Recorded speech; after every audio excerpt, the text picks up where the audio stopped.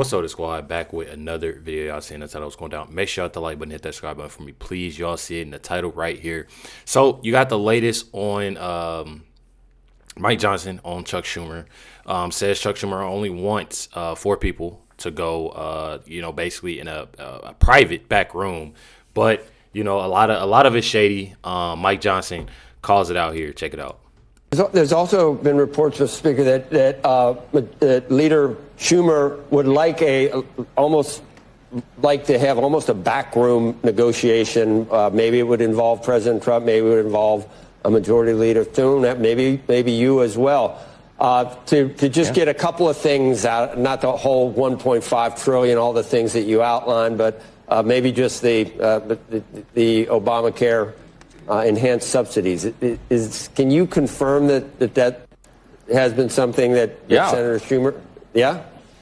Yeah, I can confirm it. He said it publicly, breathlessly. He's complained that 4 leaders won't go in a back room, smoke-filled room, and make a deal. That's not how this works. I don't operate that way. When I became Speaker, I vowed to my colleagues that we would return to regular order. I would decentralize the Speaker's office, and it would not be a top-down, hoisted upon the membership kind of program anymore. This is a member-driven, consensus-driven operation. That's how the founders intended it to work. They did not want 4 people to go in a back room and make a deal.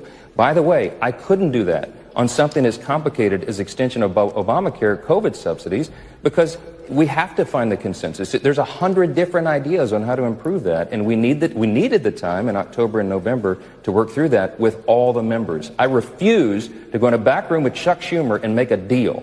I don't operate that way. It's not good for the people. It's not good for financial stewardship. And it's part of the reason we're $37 trillion in debt as a nation, because you have 2 or 3 or 4 people in a back room doing that. We're not operating that way. That's Chuck Schumer's old way. We need this to work for the people again. And that's what I'm insistent upon. And I'll keep telling them that publicly and privately. As you can see, how dirty, Chuck is, when it comes down to it. You can tell he's all for the money, for himself. He's not so much for the American people as people, continue to see every day. This right here is Tim Burchett. I'm pretty sure if I said his name wrong, I definitely apologize. Basically on Chuck Schumer and Democrats all over, the federal shutdown. Check it out right here, y'all. Well, it's because Chuck Schumer, he wants to cause as much pain as he can. He's got to appease that far-left Marxist base that's going to win the once great city of New York, the mayor's race there, an anti-Semitic person, communist, to say the least. And that's who he's got to appease. He sees AOC creeping up behind him, and he knows if she announces tomorrow she will have that. That is no longer Chuck Schumer's base. Chuck Schumer's probably not a communist. He's probably just a far lefty. And he realizes that, so he's got to have that base, and he's going to cause the country to suffer. And shame on the Democrat Party, because in the past, Schumer could just put out something. It didn't have to be the truth, but ABC, NBC, CBS, MSNBC, CNN, all the cluckheads on The View, they just mimic what he said, and every single Democrat could hide behind Chuck Schumer's skirt. Well, thank goodness for Fox News and a few others, and these podcasters that are they're putting the truth out, because America realized that's a lie. I have a lady that married to a buddy of mine, and I usually don't stop, in the middle of a video, but I do have to say I'm definitely glad that somebody did it, and said to, thank God for the, the podcasters out there. One thing that I always say, and that I want to continue to say, is that I truly love, that everybody, that's putting out this information, putting out the facts, to everybody else. There's a lot of people that's not watching mainstream media. So I definitely love the simple fact that there's more and more people like myself that are putting out, the facts, the information, the real about, what's going on. So definitely love that he said that. She'll drunk text me about every night. She gets in her wine and she's blaming everything on Trump. And she's an educated lady. I went through school with her. And she tells me that this is all the Republicans' fault. And then when I explained to her, the Republicans only have 53 votes in the Senate. They need 60. Then she says, oh, I didn't realize that. These are educated people. We need to make sure we're messaging that, Kevin. And thank you so much for bringing this topic up, because the Democrats do not care about poor people. All they care about is power. That's what you see in Washington. And frankly, both parties a lot of times is about power and control. Donald Trump understands that. He said he'll negotiate. Just open the dadgum government. How easy is that? All you need is 4 or 5 more Democrats in the Senate to cross over with Fetterman and a few of those that have the guts to do something. But instead, no. They want America to suffer, and they're still drawing their paychecks every day. Exactly. That's one thing about it. That's definitely one thing about it. Chuck Schumer, the rest of the Democrats, they're not too bothered about it. They're not too bothered about it. Obviously, like I've said, it's multiple clips of individuals, just like Jasmine Crockett, to mention, that are saying, and bragging that they're still getting their paychecks, so that's all they care about. They care about themselves, and we constantly see it every day. Speaking of John Fetterman, guy here from the New York Post, John Fetterman ditches Dems and shutdown vote, urged to put America first. Not even gonna lie. Check it out. Hi, here we are, and our government remains closed, and I think that's failure.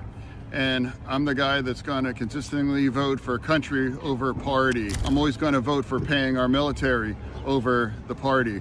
I'm always going to vote for paying the Capitol Police over my party. Come on now. And I'm going to continue to fight for the 2 million Pennsylvanians that depend on SNAP to feed themselves. And I'm also going to fight for the same 400,000 Pennsylvanians that depend on those tax credits to make health insurance more affordable. Two things are true. And now we can fight for all of them as long as our government is open. My vote is going to remain firmly on keeping our government open, and I'm going to continue to fight for all of those Pennsylvanians that I'm honored to represent here. One thing about it that I absolutely love is that there are, just like Fetterman, there are people that obviously pay attention. Definitely pay attention. I know for a fact, I see, different things, that John Fetterman says, and one thing about it is that a lot of them know what they're doing. As y'all just heard from, Tim, a lot of them know what they're doing. A lot of them are smart. And I find it completely insane that they constantly, want to keep the government shut down and not think about, families, not think about the military. And one thing about it, that I'm glad, to see that, you got John Fetterman that is realizing, these things and seeing it for what it is. Got it right here. John Fetterman says, as soon as Kamala Harris called President Trump fascist, I knew we lost the plot. Check it out right here, y'all. I don't know why, and I've always refused to say that. And when then the Vice President Harris referred to President Trump as a fascist, and I knew absolutely we lost the plot at that point.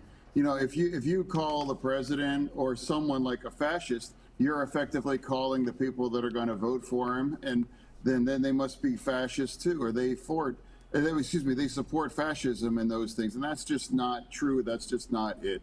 I happen to know, and I love a lot of people that voted for the president, and they're not fascists, they're not Nazis, they're not trying to destroy the Constitution and all those things. They just happen to have a different priorities, and they love our country in the same ways that Democrats do as well. So I refuse to do those kinds of a thing, because that kind of extreme kinds of rhetoric makes it easier for those kinds of extreme kinds of actions, even like what happened to poor Charlie Kirk and that. And now why you can't allow people to grieve and now use that an opportunity to criticize or to turn it into something. It's like, it's just basic humanity there. And like, we're forgetting that we need each other. We need each other here. And now I refuse to be a part of it and comparing people to Hitler and those things, because if that's what's required to win, then I refuse to. See, and I absolutely love that. I feel like it's one of those things, and I always say it, no matter really what side you are, or what you believe in, I feel like it's a wrong and it's a right. And I know what their Dems are doing are completely wrong. I feel like they know, obviously, that they're wrong, in a sense. A lot of this has to do with, the love that people give, for, President Trump and for the Trump administration, how strong, and well bonded, everybody is, when it comes to, Trump supporters and, people that, obviously are on the right. And that's how I think about it. I think about that all the time of just how things are, and just the hate that they have. And they're trying to do everything in their power to put that down. And I absolutely hate that. I definitely do. This is more from John Fetterman. Says he doesn't understand how it's controversial to deport criminals. Check it out. I mean, it's heartbreaking. I mean, as a father with 3 children, if someone had done that to one of my children, it's just how devastating. I mean, this is what I'm saying. I will never understand why it's controversial to round up and deport all of the criminals here that are in our nation right now. And I'm proud to just agree that we need to secure our border. I don't know why these other kinds of things. And if they want to, run me out of the party for these kind of views, I mean, that's really it's up to them. But I'm going to continue. I know a few people. I can connect you, and I know another party would probably welcome you with open arms. And one thing about it, I'm not even gonna lie. I definitely, and we're going to get to the end of that video, and I'm going to ask y'all again. But me personally, I think that, and I might get hate for this, but I say this all the time, y'all. There are people that are obviously been with the Democratic Party or independent or anything like that. They've always, they've said things about President Trump. They've said things about people that support Trump. But I feel like a lot of times it takes time for people to actually realize what's going on. And I'm not about to sit here and be like, oh yeah, well, basically like, no, you don't, I feel like it is, to welcome, more and more people to be, as far as, being, me and I've explained it, even to my parents, and they know, and I tell them, yeah, I'm a conservative, and they, of course, like I've said, I've got raised in a Democratic family. And I see, different family members, different friends, that constantly, realize and see what's going on. So one thing about John Fetterman, if that, is that decision that he does that, then I definitely, support it. I definitely love, that more and more individuals are starting to see, the Democratic Party for who they truly are. And I feel like John Fetterman obviously is starting to see that. There are a lot of people that, are iffy about things, and things that he says, and, things that he do say, y'all know how it is. It's one of those things. But one thing about it is that I completely agree with the things that he has been saying, nonstop. Check it out right here on this woman on John Fetterman. Check it out. The only reason why Democrats are turning on John Fetterman right now. And if I do, I'm going to be skipping through the video. A lot of these videos, they play music, so I definitely apologize. Is a threat to the Democrats. Should I tell you why he's a threat? Because he has common sense. This man is a voice of reason. Let's face it, this guy is old school. He is an old school Democrat. He does not like the way the Democrat Party have become so progressive, aligning with his beliefs. It's not aligning with his frame of reference. And this is why the Democrats are turning on him. Quite frankly, I think that stroke did him a world of good. To be honest with you, I had a stroke. Don't get me wrong. I'm just saying that after him having this stroke, I think it altered everything and it just changed his whole perspective. How his party. I'm not even trying to be funny. I've heard of different things, when it does, to the brain. People that have had accidents, people that have had different things, happen to them. And I feel like a lot of that, it might be something. Me personally, I don't think that he's completely left, or want, to leave, the Democratic Party. But I feel like a lot of, the things that he has been saying, the beliefs that he's having, I feel like it's definitely leaning more to the right, most definitely. I'm not going to play more of that video because I don't want to get copyrighted, of course. But, I would say that this woman is completely, right, about, when it comes to his mental, when it comes to, his beliefs and what, he think, is best, when it comes to, even him saying that he don't know why it's such a big deal, or why, people are losing it, when it comes to, these illegal aliens, and the, the criminals, that's causing, so much destruction. Me personally, I don't know.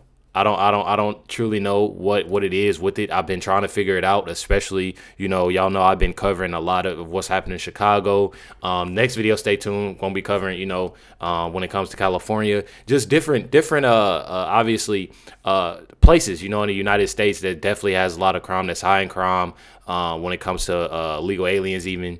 And I'm telling y'all, I feel like a lot of them, they when it comes to them, they know what they're doing. It's definitely sad of what they're doing. I've been seeing so many stories of young children, things that has been constantly happening, when it comes to these illegal aliens doing these messed up things. I'm telling y'all, it's definitely sad. But you already know, hit that like button, hit that subscribe button for me, please. Says here, why would you welcome John Fetterman to the Republican Party if he switched parties? Like I've said, I definitely would. I'm not even gonna lie. One thing about it, anybody that is in the Democratic Party or independent or anything like that, and they were to say, oh yeah, I would want to be, in that Republican Party. I love, what they're doing, and definitely welcome. I feel like a lot of times, like I've said before, that it takes time for people to actually realize what's going on. Sadly, it does. I mean, I ain't gonna say that it took me time, because obviously I grew up in a Democratic family and I didn't really know much,